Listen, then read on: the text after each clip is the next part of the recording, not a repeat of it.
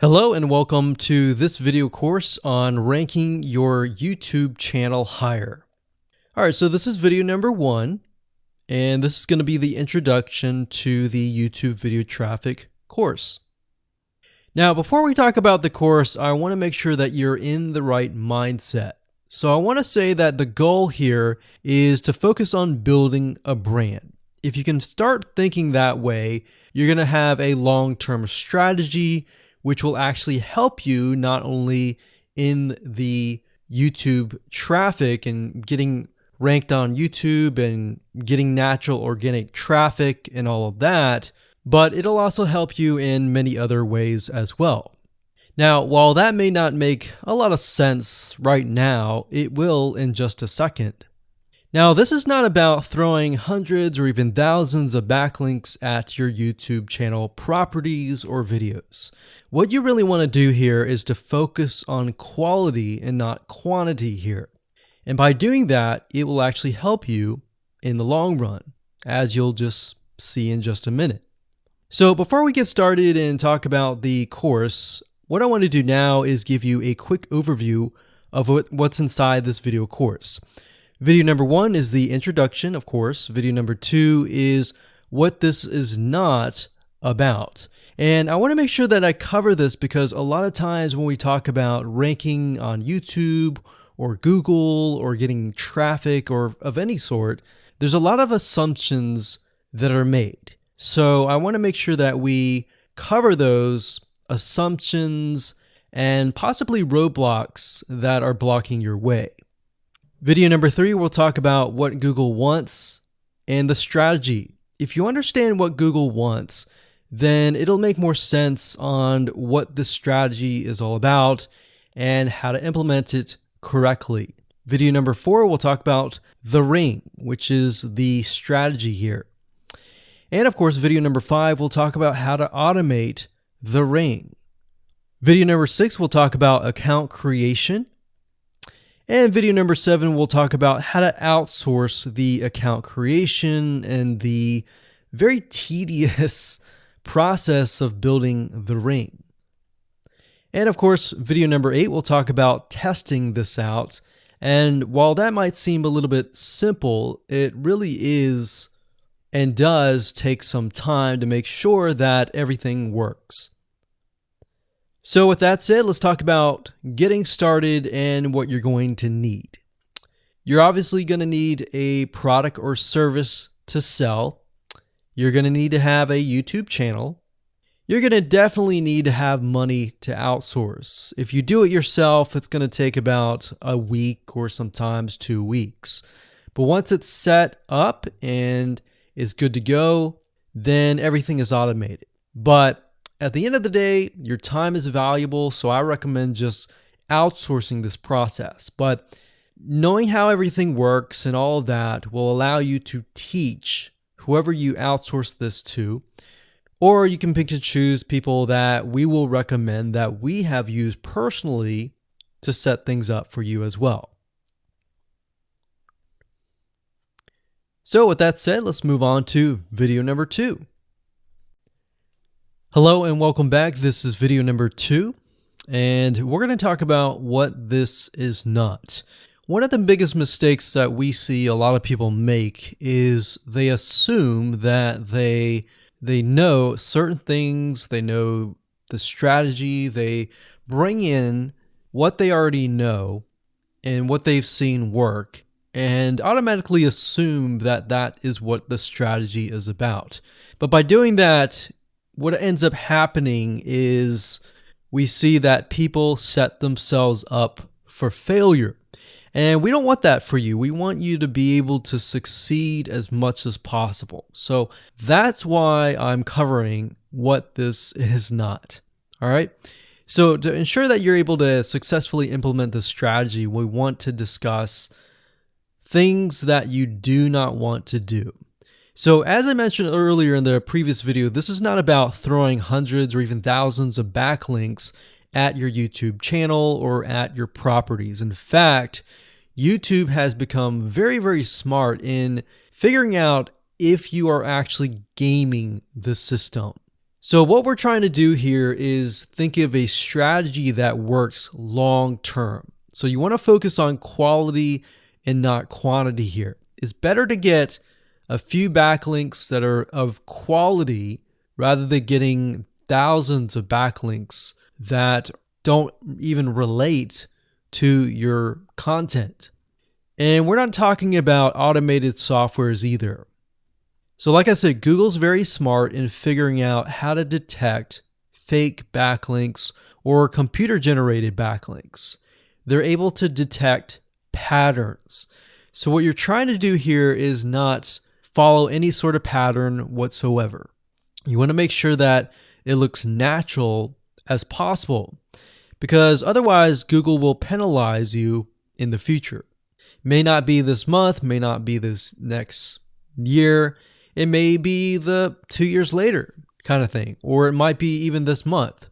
So what you really want to do is focus on a long-term strategy that is going to last. Now, obviously, we're not going to know exactly if the strategy is going to last or not, but part of the strategy is figuring out what Google wants and fulfilling that. Now, one secret to knowing whether a strategy will last or not is to ask yourself these questions. So this strategy, along with other strategies, you should ask this question over and over. Is this a shortcut? And does this seem spammy? And best of all, will this upset your visitors? So the people that are coming to your YouTube channel via google.com or any other site, is this going to upset them? Because if it does, then guess what?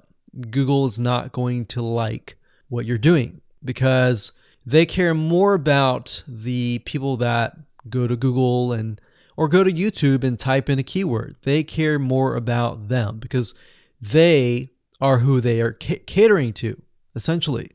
So now that that is out of the way, let's discuss what Google wants, which is really the crucial step in understanding why the strategy will work. So now that you have an idea, don't upset the visitors. If it's spammy, if it's a shortcut, this is going to upset them, right? So what is it that Google wants in relation to this? Well, we'll talk about that in the next video. Hello and welcome back. This is video number 3, and this is all about what Google wants and the strategy. Now, we don't know exactly whether this is true or not, but based on the data that we have seen and based on the data that not only has worked for us, but for many others, is that Google likes brands. Now, it's not necessarily that they are particularly liking brands because brands make a lot of money or anything like that, but what we've realized are certain variables that make a brand stand out. So they don't exactly go out and tell people that they like brands, but based on the data that we have seen brands rank better. So why is that? Why is it that Google seems to rank brands better? It's because brands last long term, and they oftentimes provide value. Remember, going back to what makes the visitors happy, it's the value that they are offering, right? At least the majority. So you'll notice that brands tend to have a really good following of fans that love their content. So why is that important? Well, their concern isn't really necessarily the brand, but giving people that are searching certain keywords on Google or YouTube, giving them what they want. Now, you'll notice that brands attract a consistent following as well. So Google likes it when they find that there's not only a good following, but a good engaging and good interaction. So their fans click and engage with their content more. And YouTube likes that. They love engagement. If you take a look at videos that rank really well, you'll notice commonality, and you'll notice that they have a lot of likes, they have a lot of comments. Essentially, they have engagement. And engagement is essentially the currency of YouTube. So whether somebody gets a bad comment or a good comment, a comment is a comment. A comment essentially, if you think about it, is worth about $1. Now, we're just saying that because it's like currency, engagement. Now, this means there is a higher CTR, or in other words, click-through rate.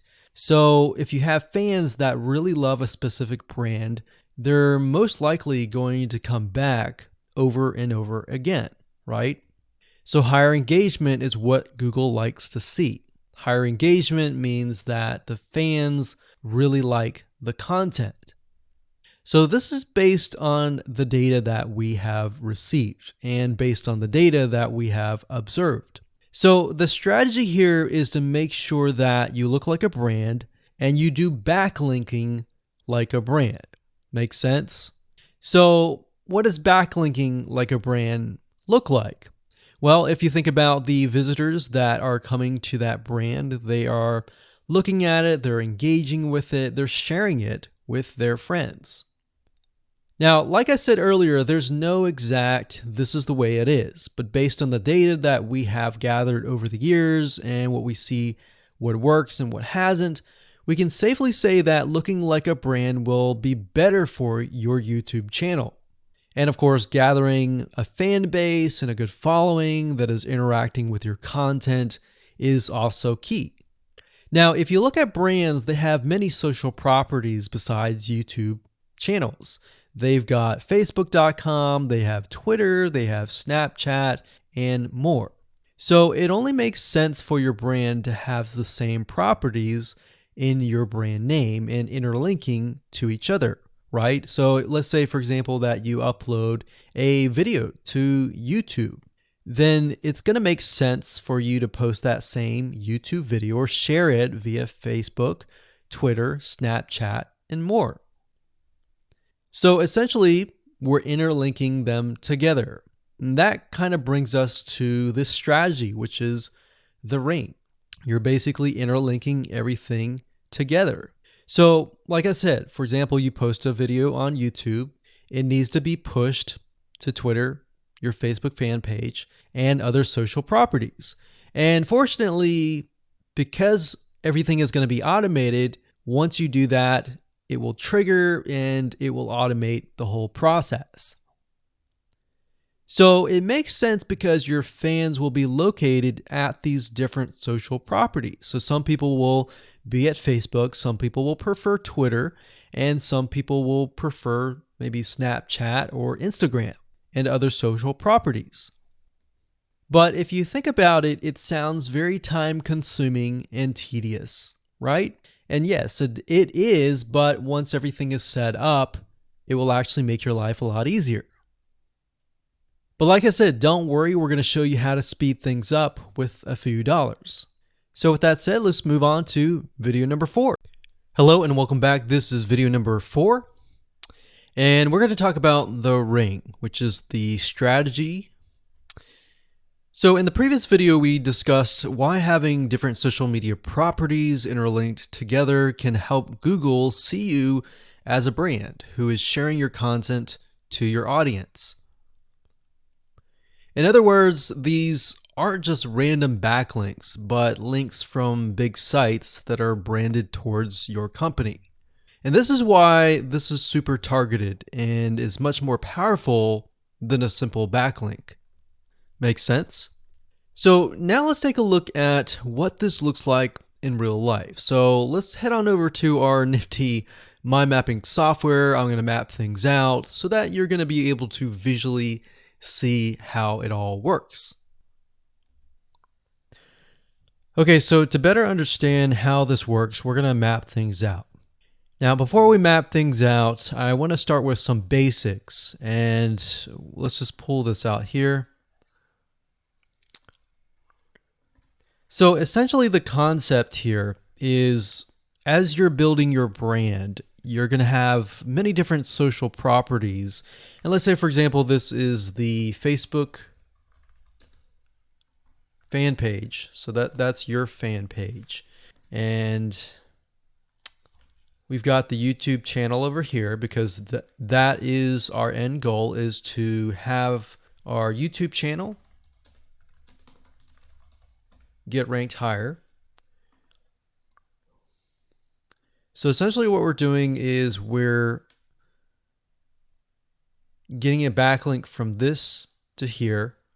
And this could be Facebook, it could be Twitter, it could be Instagram, it could be any other social media platform. But it has to be branded towards you. It can't just be somebody else's fan page unless it is actually related. But if it's related and if it's branded as yours and it's linking to your YouTube channel, that essentially is a vote of confidence, but also it shows YouTube that you're interlinking. So that's basically the concept here.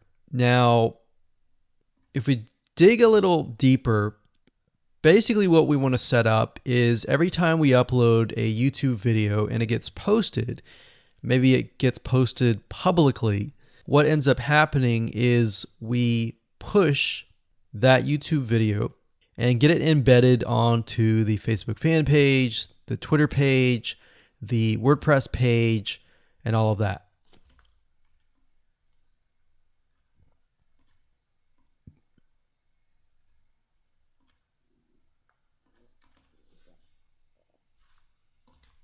So we'll put Twitter.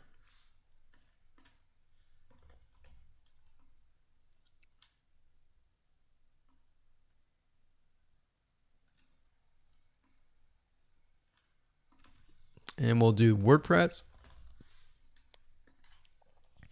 So as you can imagine, you've got the centerpiece here. You've got different social media platforms that are posted. Now, there isn't necessarily a set rule where you have to post it to X amount of social media properties. It can be 5, it can be 10, it could be 20, it could be different social media platforms. But in order to execute this and get it correctly, you will need to make sure that the platform that we use to automate this process actually supports that specific social media platform. So essentially this is what works, and this is basically what it is. So obviously, in order to get this to work, you'll need to have a YouTube channel, you'll need to have the Facebook fan page, you'll need to have all these items in hand. So you'll need to have the username and password and all that. And we'll talk more about account creation later, but I just wanted to give you kind of a gist of what everything looks like and the visual map of it all. Hello and welcome back. This is video number 5. We're going to talk about how to automate the ring. Now that you understand how everything is interlinked, how everything is connected, and how you can kind of be creative and make your own ring. So after viewing the previous video, you can imagine how tedious and overwhelming it is to have to maintain the ring, much less get it set up yourself. But lucky for you, there is a way to automate it once you have set things up. It's getting things set up is the tedious process. Now, there's a software platform called IFTTT, and there's another one called Zapier.com that allows you to automate the process of moving content all around your social properties. So you could take a YouTube video and have it pushed to your WordPress site. And by pushed, I mean have it embedded on your WordPress site and then have it shared on your Facebook fan page, your Twitter page, your Instagram, and all of that. So you have essentially what we call triggers, that whenever the trigger happens, then something else happens. So what IFTTT stands for is if, then, this, that. So if this happens, then what kind of deal. Now, between the two, Zapier will cost you a lot of money after a while. A lot of times they'll give you some free triggers and zaps, which is what they call it. And beyond that, it will cost money. Whereas with IFTTT, it's just as good, but it's free. So let's hop on over and show you how IFTTT works. Okay, so if you head on over to ifttt.com, that's ifttt3ts.com, you'll see this page. You can go ahead and create an account, and you'll find a lot of really cool, interesting triggers, is what we call it, in IFTTT. So what a trigger is let's say you upload a YouTube video, and then the system detects that the video has been uploaded. What do you want to happen after that happens? So if YouTube video has been uploaded, then post it to WordPress. Then after that, take the post on WordPress, maybe post it elsewhere, or post the YouTube video to Twitter, and so forth and so forth. So as you can imagine, this does get tedious, but if you map things out, if you know ahead of time what it's going to look like, then you can simply look at it and say, okay, I'm pointing YouTube to Twitter. So anytime video has been uploaded to YouTube, then it simply gets pushed or embedded into Twitter. So we need to make a IFTTT trigger for that.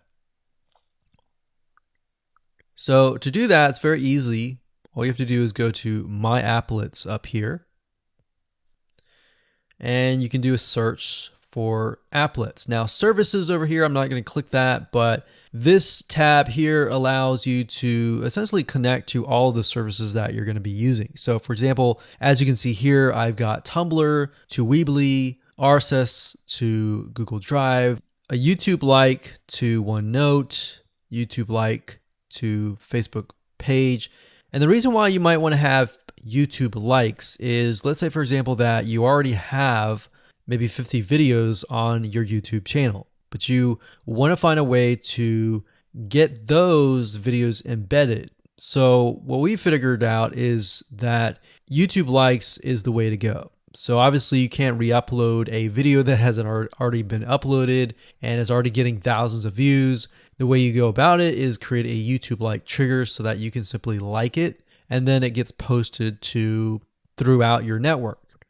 Now, as you can see here, you can easily get lost in the mix of everything. So that's why I said visually map everything out first, and then from that point, then you can simply go in and set things up. So like Blogger to Weebly, YouTube to Facebook, YouTube to Blogger, YouTube to Instapaper, YouTube to DIIGO, YouTube to Google Plus page via Buffer, and all that.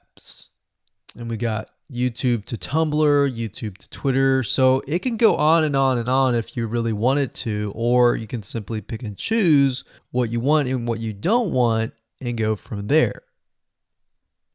Now, in order to turn them on, you can simply click here to turn them on. But for the sake of just showing you, this is what it looks like. So as you can see, the Tumblr to Weebly is activated. So when it is activated, it'll have the on button and the green light. Hello and welcome to video number 6, and we're going to talk about account creation. Okay, so obviously in order to set up the IFTTT ring, you need to have accounts for all of your branded social properties. So in other words, you need to have the username and password for Facebook, for Twitter, for all the other social media properties. Now, obviously, if you already have some, then great. You don't have to create those. But for the ones that you do not have, you want to be able to create those. Now, while that does sound very simple, there's a few things that you really need to focus on. So to make sure that you're successfully able to do this without risking your accounts being closed, and that does happen, we're going to cover a few things that you must do with all of your accounts. In fact, some of our accounts have been banned or closed by mistake because it has to be done a certain way. So you need to make sure that you have everything correct. Now, first, you need to have an email address, preferably a Gmail account or an email account that is reliable. And you need to have one email address for that. Typically, you want to have something that is branded as well, because you never know with these social media platforms if they're analyzing every step of the process. Now, most social media accounts we have found require you to have a unique telephone number. So you will need to use either yours or you'll need to get one.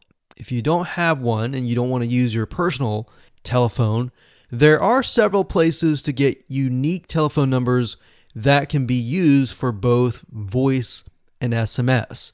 And the reason why you want to have it for SMS as well is because some of these social media platforms will send you a text message. Now, one in particular that we use is called line2.com. That's line2.com. And of course, there are many out there, but this is just one that we have tested and it works really well. So a lot of times when you create a brand new social media property, an account, you need to have a unique telephone number. Now, the reason for needing a unique telephone number is because most social media platforms, they really want to make sure that you are legitimate, especially nowadays. They have a lot of checks and balances and things that you need to get around to make sure that your account stays open. In fact, recently Facebook has been on a major crackdown, especially with everything that's been going on in the news. They want to make sure that you are legit and that you are not fake. Another thing is you'll also need to have a short bio, a description about your business, your website URL, a picture that is yours, and a professional, or if you don't have your picture, you can use a professionally royalty-free stock photo. Now, why do you need all this information? Well, the reason why you need all this information is because when it comes to account creation, you are going to need to have every piece of these items in hand to copy and paste over. Obviously, if you outsource this process, it's going to be a lot easier. And with that case, you're definitely going to need these items. And it's just going to make your life a lot easier when you're able to copy and paste and all of that. Your picture is actually very important because even Facebook will review photos on all accounts to make sure that fake accounts are not created. In fact, we created an account one time and it was using kind of a fake image. And even though it was royalty free and all of that, Facebook declined it and in fact did not approve the account. So they really want to make sure that your account is legitimate. Now, it's best if you take all this information and you write it out in an Excel spreadsheet so that you have it in hand, you have the username and passwords of all the social media properties, and you can simply log in and begin to create the accounts. So those are kind of the best practices that we have found over the years in terms of creating accounts. And while some of those seem very basic, the one that really stood out that was really important was making sure that you had that unique telephone number. Okay, so hello and welcome to video number 7. We're going to talk about outsourcing. So as you can imagine, creating a ring is very time consuming, especially depending on how big the ring is and how many rings there are and all of that. So it can go anywhere from a few hours to a few days to even a few weeks. And that's the reality of it, is it takes hard work, but once it is set up and running, then you will begin to get better search engine ranking and you'll be able to get more exposure. So like I said, it can take a week or two for someone who's never done this before. In fact, if you outsource it, it's most likely going to take about a week for somebody who knows how to get things done, because account creation takes a lot of time, and then connecting everything from the triggers to the if-else statements and all of that. So what we found over the years is outsourcing is worth it. It's only about $50 to $100 if your 2 weeks are worth more. Obviously, if you're struggling with money and time is of essence and you have a lot of time, then you can set these up yourself. But for the most part, we found that you really need to focus on your business and on whatever you're promoting. So go ahead and outsource this and it'll be worth your while. So let's discuss where you should go to find someone, and lucky for you, we've actually used several of these places. So we will show you particular vendors and freelancers that we have used so that you can simply just copy and paste. So what you want to do is you want to go to a specific website called legit.com with 2 I's. So LEGIIT.com. And when you get to this page, you want to type in IFTTT up at the top in the search bar, click enter, and then you're going to see a bunch of freelancers that can provide this service. So as you can see here, it says I will create an IFTT network, and as you can see, there are like 4 different rings. So typically one ring will cost you about $50. So this guy here, his name is Gemini Guy. We've actually used him before and gotten fairly good results. And what he'll do is all you have to do is give him the information for, like I said, the accounts, and have the username and password. And what we usually do is we create a brand new email account. So it's nothing related to the old business accounts or anything like that. So it's a new email account, all the information on a spreadsheet, and then we send it over to him. He creates the accounts, and then he logs into your IFTTT account, which you'll need an account for that as well. And then he'll set everything up. There's a lot of people that are doing this type of stuff. Some are doing like video embeds. And that's another thing with YouTube. One ranking factor is the more embeds, the better. But the more embeds that are done on a branded social property or a property that is actually related to your theme, that is actually better. The reason why is an embed is kind of considered a backlink to YouTube.